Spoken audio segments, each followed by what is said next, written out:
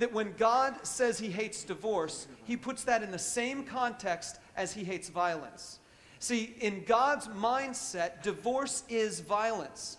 Divorce is committing murder on a relationship, a covenant, a thing that was supposed to be created to form one flesh for life. And so that new marriage relationship is a new life, and a divorce kills it. And so divorce is just as much violence as any other violence. However, this is also interesting that God doesn't say, I hate divorce so much that if you're in a violent relationship, you got to stay in that violent relationship.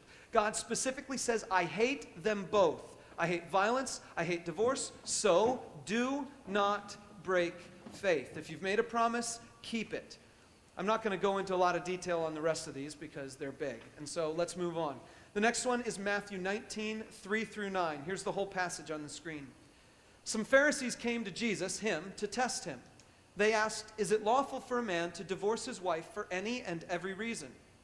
Haven't you read, he replied, that at the beginning the Creator made them male and female and said, for this reason a man will leave his father and mother and be united to his wife, and the two will become one flesh. So they are no longer two, but one. Therefore, what God has joined together, let man not separate. Why then, they asked, did Moses command that a man give his wife a certificate of divorce and send her away? Jesus replied, Moses permitted you to divorce your wives because your hearts were hard. But it was not this way from the beginning. I tell you that anyone who divorces his wife, except for marital unfaithfulness, and marries another woman, commits adultery. So Jesus simply is trying to say there that marriage is a one flesh kind of relationship, and divorce proves that that marriage was simply adulterous. If you don't stay married till the day you die, then what you had was never really a marriage in the first place. It was just adultery. That's what Jesus is saying. He's saying that a marriage commitment that doesn't last till the end wasn't even a marriage commitment. It basically doesn't even count. It was just living in adultery. But he also says that divorce was something that God gave to people because of the hardness of their hearts. It's a complicated passage, and we don't have time to dig into it all the way, but let's go on and see another one. 1 Corinthians 7, 10 through 13. Paul says this, to the married I give this command, not I, but the Lord. That means Paul is interpreting from what Jesus said earlier, what Jesus meant by it. A wife must not separate from her husband, but if she does, she must remain unmarried or else be reconciled to her husband. And a husband must not divorce his wife. To the rest I say this, I, not the Lord. And here he's saying, now this is my best application of what God has said, but he didn't give a direct command on this. If any brother has a wife who is not a believer and she's willing to live with him, he must not divorce her. And if a woman has a husband who is not a believer and he is willing to live with her, she must not divorce him. Interesting passage there. If a person has a spouse who's willing to live with them, they must not get divorced. A different standard of marriage than we often have today. Well, that's on marriage and family. I want to now flood you with some verses on parenting. So let's go to Leviticus chapter 18, verse 21, and this is reassurance to many of you who have children that God cares about your children. It should come up here in just a minute.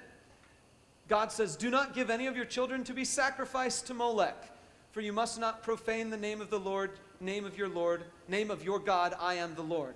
In other words, please don't kill your kids.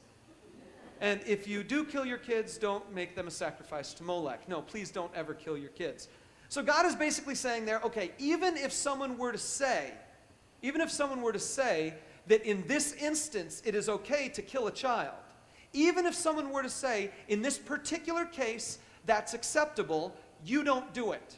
Because there's a world around them that said, okay, here's a god named Molech, and you're allowed to kill your kids if you sacrifice them to Molech. So if you don't want your kids, here's your out. You can sacrifice them. And God says, no, don't do that. Even if the society around you tells you this is an okay thing, don't do it. Let's move on. Deuteronomy 6, 4 through 7. God says, hear, O Israel, the Lord our God, the Lord is one. Love the Lord your God with all your heart and with all your soul and with all your strength. These commandments that I give you today are to be upon your hearts. Impress them on your children. Talk about them when you sit at home and when you walk along the road, when you lie down and when you get up. Get the Word of God in you and talk about it like it's normal. As you walk along the road, as you drive in your car, as you're putting them in bed at night, just talk about God like it's normal. It doesn't need to be put into a little God box. It doesn't need to be family devotions. It can be all day long. Okay, that's parenting. And Deuteronomy 12:28, there was a little verse in here that I just wanted to give you an excerpt. I don't have the full one on the screen, but it says this: "Obey all these regulations so that it may always go well with you and your children." Okay, now let's go to family structure. Here's some passages on family structure. Colossians 3:18 through 21. "Wives, submit to your husbands as is fitting in the Lord. Husbands, love your wives and do not be harsh with them. Children, obey your parents in everything, for this pleases the Lord. Fathers, do not embitter your children, or they will become discouraged." Or next, we've got Ephesians chapter 5, beginning in verse 33. "However, each of you must also love his wife as he loves himself, and the wife must respect her husband. Children, obey your parents in the Lord, for this is right. Honor your father and mother, which is the first commandment with a promise, that it may go well with you, and that you may enjoy long life on the earth. Fathers, do not exasperate your children. Instead, bring them up in the training and instruction of the Lord." Okay, now, a couple more sections. We're going to talk about authority. What does the Bible have to say about authority? Here we go. Romans 13:1 says this: "Everyone must submit himself to the governing authorities, for there is no authority except that which God has established. The authorities that exist have been established by God." Or then if you flip over to 1 Peter 2:13 through 14, we see this: "Submit yourselves for the Lord's sake to every authority instituted among men, whether to the king as the supreme authority or to governors who are sent by him to punish those who do wrong and to commend those who do right." I'm going to explain why those passages are important to families in just a moment. But let's finish it up. Let's finish it up with these passages on relationships in general. 1 Thessalonians 5:11 through 15 says this: "Therefore encourage one another and build each other up, just as in fact you are doing. Now we ask you, brothers, to respect those who work hard among you, who are over you in the Lord and who admonish you. Hold them in the highest regard in love because of their work. Live in peace with each other. And we urge you, brothers, warn those who are idle, encourage the timid, help the weak, be patient with everyone. Make sure that nobody pays back wrong for wrong, but always try to be kind to each other and to everyone else."